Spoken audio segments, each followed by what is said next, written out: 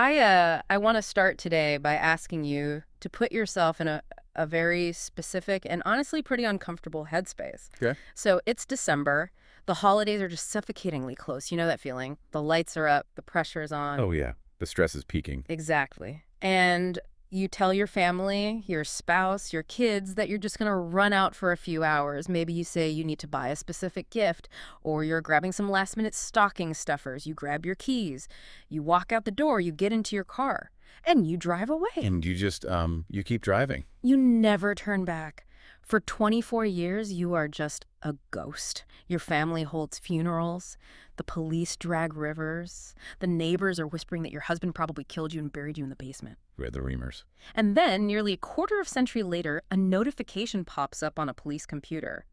You've been found. You're alive. You're healthy. And the kicker. You've been living in the exact same state this entire time. It honestly feels like the plot of one of those, like, paperback thrillers you'd pick up at an airport, doesn't it? It really does. But this is the reality of the breaking news regarding Michelle Hunley Smith. And while the headline is grabbing everyone's attention right now, because let's be honest, we all love a back from the dead story, what we are really digging into today is much more complex. Yeah, I think the mission for this deep dive is to move past the true crime gawking. Right. We really need to understand the legal black hole of being missing but not dead, and the psychological concept of ambiguous loss. Because for 24 years, Michelle Hunley Smith's family was grieving a tragedy. Now, they're navigating a mystery that is arguably way more painful. Absolutely. And to do that, we're pulling from a huge stack of sources today. I've got police reports out of Rockingham County, North Carolina. We've got the recent news coverage from February 2026. I also pulled some surprisingly dense North Carolina legal statutes regarding the estates of missing persons. Yes, which are fascinating. We'll also look at a historical comparison, the baffling case of Mary Louise Day, and we've got the raw, unfiltered public reaction from internet forums. So, let's get the facts on the table first, because the timeline here is super slippery. It really is. We have to rewind all the way to 2001, December 9th. Michelle is 38 years old. She's a mom of three living in Stoneville, North Carolina. It's evening, and she tells her family she's driving to Martinsville, Virginia. Which is a pretty standard errand run for people in that area. It's maybe 30 minutes away. Right. She says she's going Christmas shopping. She gets into her 1995 Pontiac Transport van. Oh man, the Pontiac Transport. Yeah, if you can picture it, it's that very distinct dustbuster-shaped minivan that was literally everywhere in the 90s. I could picture it perfectly. So she drives off, and that is the absolute last time her children see her. Now here is where the police reports get really interesting, and where the first cracks in the whole abduction narrative start to appear. She leaves on December 9th. But looking at the official filing, Yeah. she isn't actually reported missing until December 31st. New Year's Eve. Exactly, New Year's Eve. That stopped me in my tracks when I read it in the SOTUS material. That is a 3-week gap. 3 weeks is an absolute eternity in a missing persons investigation. I mean, trails go cold in 48 hours. But 3 weeks? That creates this massive void for speculation.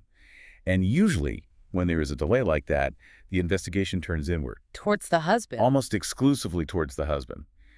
The community, and later the internet sleuths, looked at that delay and the Christmas shopping story and decided he knew something. We went back and looked at some of the old forum discussions and Reddit threads about this case.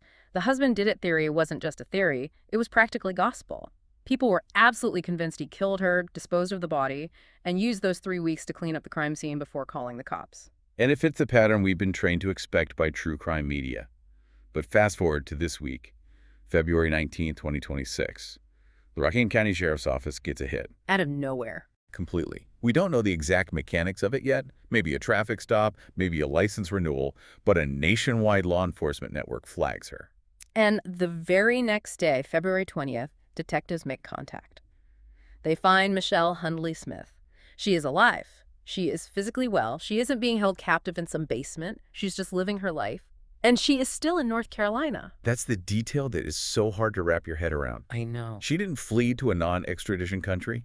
She didn't move to a remote cabin off the grid in Montana. She stayed in the exact same state. She was hidden in plain sight for 2 decades. But here's the part that turns this from a happy discovery into something much darker. When the police found her, she had a request.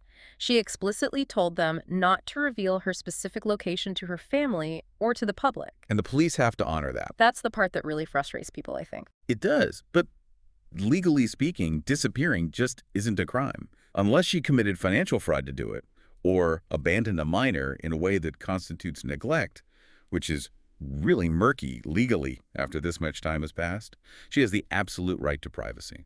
The police basically said, well, she's safe. No crimes were committed.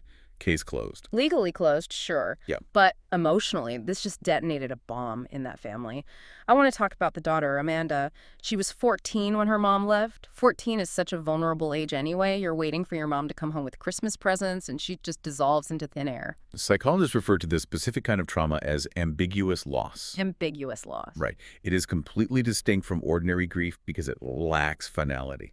When someone dies, you have a body, you have a funeral, there's a clear ritual to say goodbye. But when someone vanishes, the brain gets stuck in this endless loop. Is she dead? Is she hurt? Is she walking through the door tomorrow? You can't grieve. Exactly. You can't grieve and you can't move on because you're always, on some level, waiting for the door to open. Amanda actually posted on Facebook after the news broke in 2026.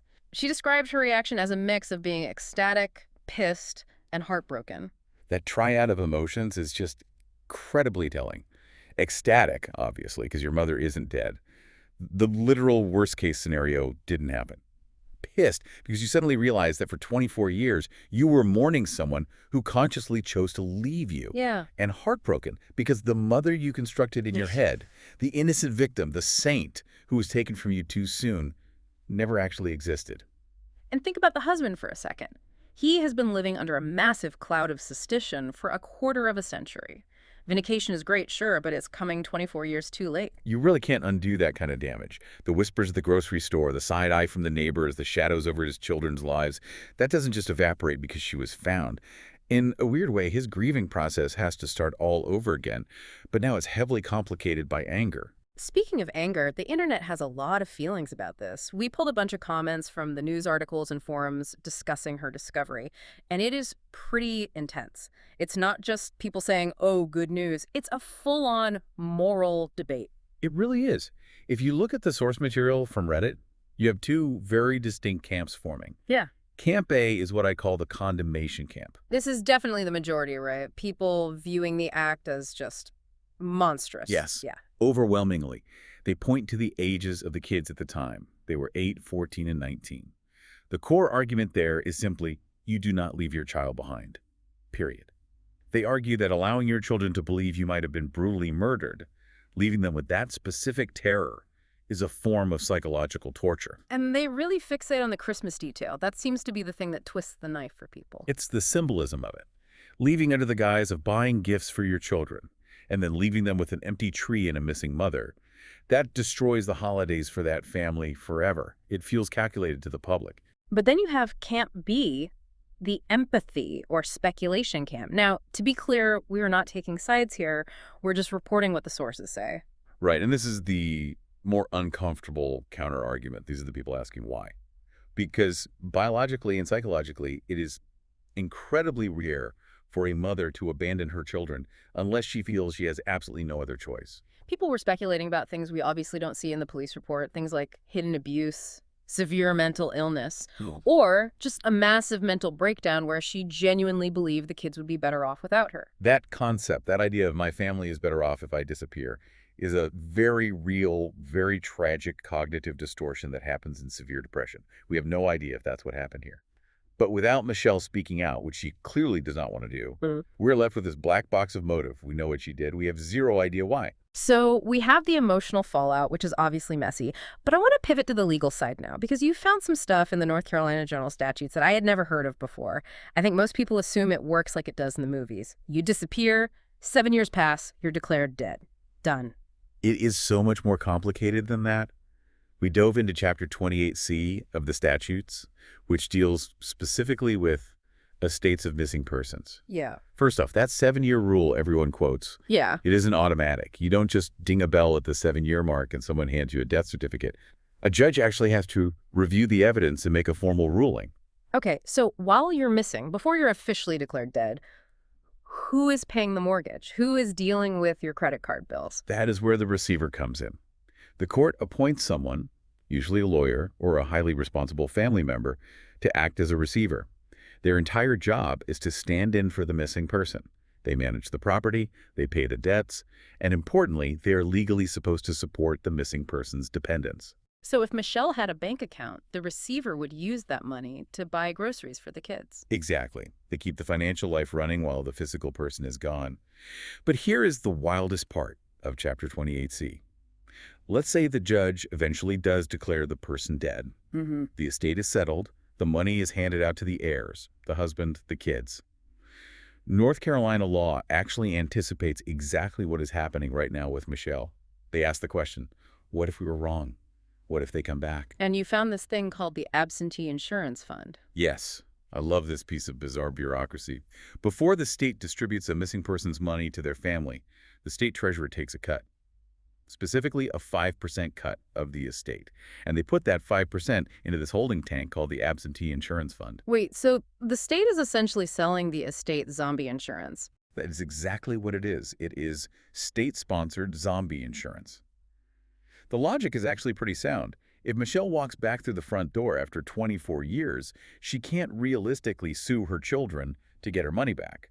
They probably spent it on college tuition or rent 20 years ago. So the law allows the returning person to sue the treasurer to get reimbursed from this specific fund. That is bizarrely practical. So Michelle could theoretically walk into a courthouse tomorrow and say, hey, I'm back. Give me my 5% plus interest. Theoretically, yes. The statute says if the person reappears, the court revokes the death finding and the receiver has to return any remaining property.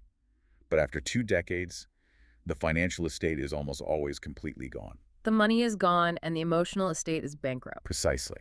And this is exactly why found is not the same as resolved. To really illustrate that, we need to talk about the historical parallel we pulled from the sources, the case of Mary Louise Day. This one gave me actual chills. It's from a different era, but the parallels to Michelle's case are striking. Yeah, this was 1981, Seaside, California. Mary Louise Day was 13 years old. She vanishes. Now, unlike Michelle, Mary came from a home life that was widely known to be violent. Yeah, the police reports on the stepfather, William Hull, are incredibly disturbing. He admitted to beating her. He told police a demon might have killed her. Not exactly a subtle suspect, and it got so much worse. Cadaver dogs actually alerted to the scent of human remains in the family's backyard. They found a buried child's shoe. The police were building a full-blown homicide case. Her sisters believed she was dead. The whole world believed she was dead. And then, 22 years later, which is almost the exact same time gap as Michelle 2003 rolls around. A routine traffic stop in Arizona. A pickup truck gets pulled over. The woman in the passenger seat hands over an ID to the officer. It says Mary Day. Imagine being the cop running that license. You probably think you've just caught a run-of-the-mill identity thief. Or a ghost. So they run DNA tests to be sure. And this is where it gets really difficult for the family. The DNA matched. It was confirmed to be the biological daughter of Mary's mother. So, mystery solved.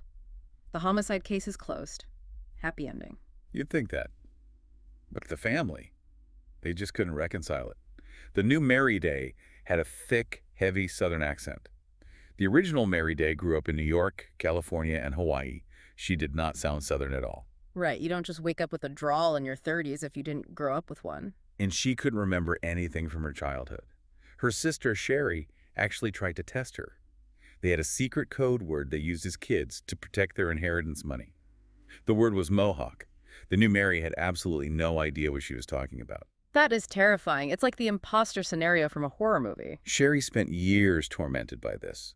Was this woman a half-sibling no one knew about? Was the DNA test flawed? Was it an imposter who just happened to be related? Or was Mary so traumatized by the horrific abuse in her childhood that she completely dissociated and created an entirely new personality to survive? Mary Day eventually died in 2017, right? She did. And her sister Sherry basically had to make a conscious choice to just accept her in order to find some semblance of peace. But the doubts never really went away. And that's the huge contrast with the Michelle Huntley Smith case. With Michelle, we know it's her. The identity isn't the mystery. The motive is. In both cases, though, the family didn't really get their person back. Mary's family got a stranger, and Michelle's family got a woman who basically said she didn't want to be their mother anymore. It connects right back to that idea of narratives. We tell ourselves stories to survive traumatic events.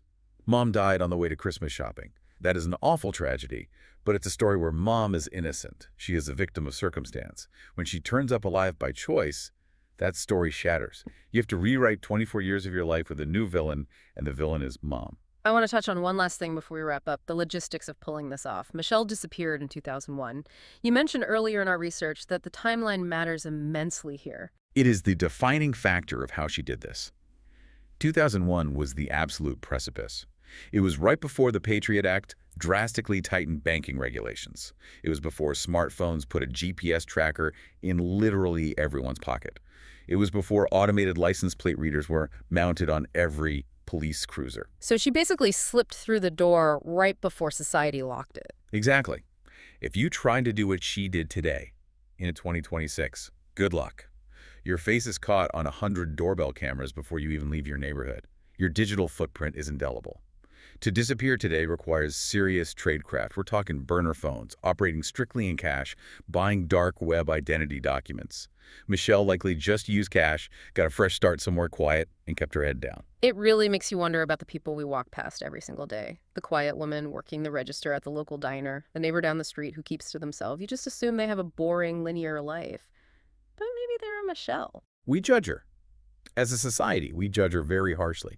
But at the same time, look at the immense popularity of van life content on social media. Look at movies like Into the Wild. We have this deep cultural romanticism about just dropping off the grid. We absolutely fantasize about the escape. Throwing the phone in the river and just driving until the road ends. We do. We daydream about escaping the crippling debt, the bad marriage, the constant pressure of modern life. Michelle Hunley Smith actually went out and did the thing millions of people secretly fantasize about during their morning commute. The problem is, the fantasy of freedom rarely includes the chapter about the absolute devastation of the people left behind. It's a very sobering reality check. It forces us to ask not just where are they, but do they actually want to be found? That is the haunting question. And I want to leave you, the listener, with a thought to mull over today. We've talked about the law, the trauma, the sheer logistics of vanishing, but let's make it personal. How many of you listening right now have, even for a split second, fantasized about walking out the front door and never coming back? And if you actually did it, if you managed to pull off the impossible and disappear, would you want to be found? That is definitely something to think about. Thanks for diving deep with us today. We'll see you next time.